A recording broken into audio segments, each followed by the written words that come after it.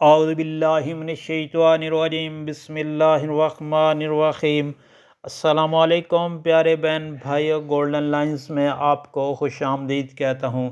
پیارے دوستو، نبی کریم صلی اللہ علیہ وآلہ وسلم کے بہترین معجزات، یعنی نبی کریم صلی اللہ علیہ وآلہ وسلم کی معجزات میں آپ کے ساتھ شیئر کر رہا ہوں، اور آپ سے گزارش ہے کہ نبی کریم صلی اللہ علیہ وآلہ وسلم کے ان معجزات کو آگے دوستوں، گھر والوں، عزیز و اقارب اور سوشل میڈیا پر لازمی شیئر کیجیے گا تاکہ دنیا کے کونے کونے تک یہ ویڈیو پہنچ سکے۔ اللہ آپ پر رحم فرمائے۔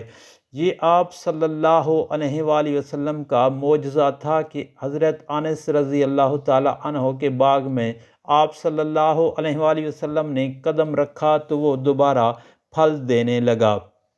یہ آپ صلی اللہ علیہ وآلہ وسلم کا معجزہ تھا کہ حضرت عثمان رضی اللہ تعالیٰ عنہ نے حضور علیہ السلام سے جنت خریدی۔ حضور علیہ السلام نے ایک عورت کو نکاح کا پیغام بھیجا۔ اس کے والد نے نبی کریم صلی اللہ علیہ وآلہ وسلم سے کہا کہ اس کو برس کا مرض ہے، حالانکہ اسے برس کا مرض نہیں تھا۔ نبی کریم صلی اللہ علیہ وآلہ وسلم نے ارشاد پاک فرمایا، یعنی اچھا وہ برس والی ہی ہو جائے تو وہ برس کے مرض میں مبتلا ہو گئی۔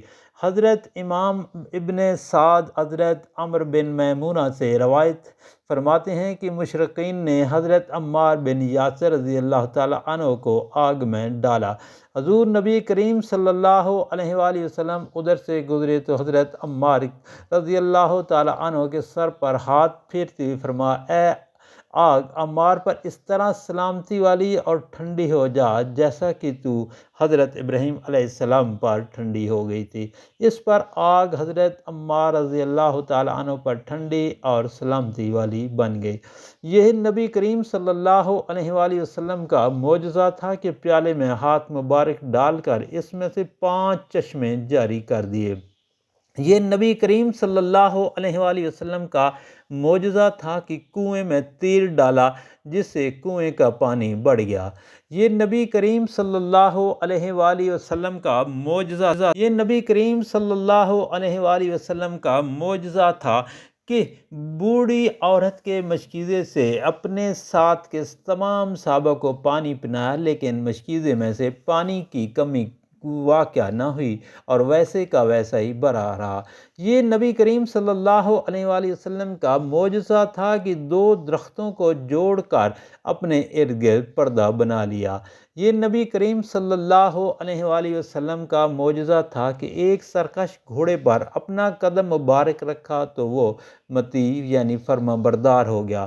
یہ بھی نبی کریم صلی اللہ علیہ وآلہ وسلم کا معجزہ تھا کہ درخت نے جھک کر نبی کریم صلی اللہ علیہ وآلہ وسلم پر سایہ کر دیا۔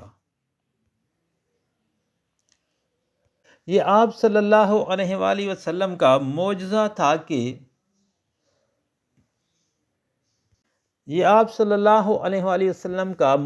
تھا کہ سوکھی بکری کے تھنوں سے دودھ کے برتن بھر گئے۔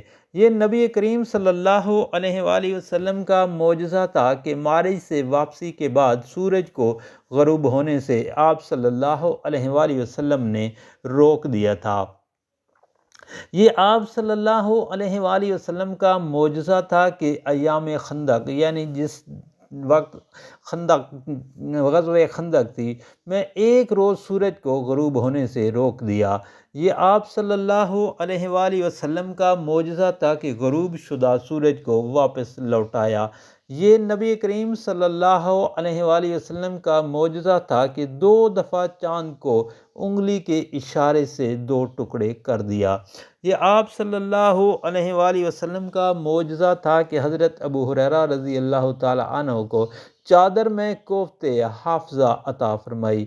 یہ آپ صلی اللہ علیہ وآلہ وسلم کا معجزہ تھا کہ حضرت عثمان بن ابی العاص رضی اللہ تعالیٰ عنہ کو لعب مبارک سے اور سینہ پر ہاتھ رکھنے سے کوفتے حافظہ میں عطا فرمائی۔ یہ آپ صلی اللہ علیہ وآلہ وسلم کا معجزہ تھا کہ کھجور کی ٹہنی کو تلوار بنا دیا۔ یہ آپ صلی اللہ علیہ وآلہ وسلم کا معجزہ تھا کہ حضرت قتادہ رضی اللہ تعالیٰ عنہ کی تیر سے پھوڑی ہوئی آنکھ درست فرما دی۔ یہ نبی کریم صلی اللہ علیہ وآلہ وسلم کا معجزہ تھا کہ حضرت ابو ذر رضی اللہ تعالیٰ عنہ کی آنکھ آپ نے صلی اللہ علیہ وسلم نے درست فرمائی تھی۔ یہ بھی آپ صلی اللہ علیہ وآلہ وسلم کا معجزہ تھا کہ حضرت حمزہ السلمہ کی انگلیوں کو منور فرما دیا۔ ابو نعیم عبادہ بن ثمامت رضی اللہ تعالیٰ عنہ سے روایت ہے کہ حضور صلی اللہ علیہ وآلہ وسلم نے ارشاد پاک فرمایا، جبرائیل علیہ السلام نے نصرت عطا فرمائی، میرے آگے روب کیا اور مجھے سلطنت و ملک کا عطا فرمایا۔ حضرت عبد الرحمن بن بکر صدیق رضی اللہ تعالیٰ عنہ سے روایت ہے کہ حکم بالعلاس حضور علیہ السلام کے پاس آ کر بیٹھا کرتا تھا۔ ایک دن نبی کریم صلی اللہ علیہ وآلہ وسلم نے اس سے فرمایا، یعنی تو ایسا ہی ہو جا، تو اس کا چہرہ بگڑ کر ٹیڑھا ہو گیا اور مرتے دم تک اس کا چہرہ بگڑا رہا۔ حضرت ابن عمر رضی اللہ تعالیٰ عنہ سے روایت ہے کہ نبی کریم صلی اللہ علیہ وآلہ وسلم نے ایک دن خطبہ دیا۔ ایک شخص نبی کریم صلی اللہ علیہ وآلہ وسلم کے پیچھے شکل بگاڑ کر آپ صلی اللہ علیہ وسلم کی نعوذ باللہ نقلیں اتارنے لگا، تو آپ صلی اللہ علیہ وسلم نے فرمایا، یعنی تو ایسا ہی ہو جا۔ تو وہ بے ہوش ہو کر گر پڑا، اسے اٹھا کر گھر لے گئے، 2 ماہ تک بے ہوش رہا۔ پھر جب ہوش آیا تو اس کا منہ اسی طرح بگڑا ہوا تھا کہ جیسا کہ اس نے نقل کرتے وقت بنا رکھا تھا۔ حضور علیہ السلام نے ایک مرتبہ ایک اعرابی سے فرمایا، یعنی تو زید ہو جا، اور وہ زید ہو گیا، حالانکہ وہ زید نہیں تھا۔ نبی کریم صلی اللہ علیہ وآلہ وسلم نے دور سے ایک سوار کو دیکھا تو فرمایا، تو ابو ذر ہو جا، تو وہ ابو ذر ہو گیا، حالانکہ وہ ابو ذر نہیں تھا۔ امام غزالی رحمۃ اللہ علیہ فرماتے ہیں کہ دنیا کی زمین اور جنت کی زمین کے مالک نبی کریم صلی اللہ علیہ وآلہ وسلم ہیں، اور زمین فتح ہونے سے پہلے جس کے نام چاہتے ہیں الاٹ فرما دیتے ہیں۔ بیت المقدس میں ایک بستی فتح ہونے سے قبل ہی نبی کریم صلی اللہ علیہ وآلہ وسلم نے حضرت تمیم داری اور ان کی اولاد کے نام جاگیر فرما دی۔ وہ بستی آج تک ان کی اولاد کی ملکیت و قبضہ میں چلی آ رہی ہے۔ بعض حاکموں نے اس ملکیت کو تبدیل کرنا چاہا تو امام غزالی رحمۃ اللہ علیہ نے حاکم پر کفر کا فتویٰ جاری کر دیا۔ حضور علیہ السلام تو جنت کی زمین جس کے نام چاہتے جاگیر فرما دیتے، تو دنیا کی زمین بطری کے اولا جس کے نام چاہیں الاٹ فرما دے، ان کی الاٹمنٹ کو منسوخ کرنے والے تم کون ہوتے ہو؟ امیر عبد القادر رحمۃ اللہ علیہ فرماتے ہیں، حضور صلی اللہ علیہ وسلم کی ذات مقدس وہ ہے کہ کوئی ممکن بتائے الہی آپ کی قدرت سے خارج نہیں، جیسا کہ آپ کے خالق کی قدرت سے کوئی ممکن خارج نہیں۔ نظام کائنات کے تمام صوبے حضور علیہ السلام کے زیر فرمان ہیں، اور تمام خزانوں کی کنیاں نبی کریم صلی اللہ علیہ وآلہ وسلم کے مبارک ہاتھ میں ہیں۔ جتنا اور جو چاہتے ہیں عطا فرماتے ہیں۔ نبی کریم علیہ السلام حق اور خلق کے درمیان برزخ ہیں۔ اللہ تعالیٰ کی مراد یعنی ہدایت و ایمان وغیرہ کو اللہ تعالیٰ کے بندوں میں جاری کرنے والے نبی کریم علیہ السلام ہی ہیں۔ در حقیقت نبی کریم صلی اللہ علیہ وآلہ وسلم علم قدیم اور اراد ازلیہ کے مظہر ہیں۔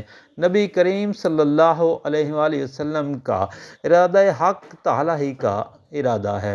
امام فارسی رحمۃ اللہ علیہ فرماتے ہیں، نبی کریم صلی اللہ علیہ وآلہ وسلم سید کامل ہیں، اور آپ کی سعادت سرداری دنیا و مافیہ حتیٰ کہ جن و انس کی حفاظت کے لیے ہے، اور یہ سعادت و بحر و بر میں نافذ مقدم اور القیامت کل کے کل اور اہل جنت کے سب کو شامل ہے۔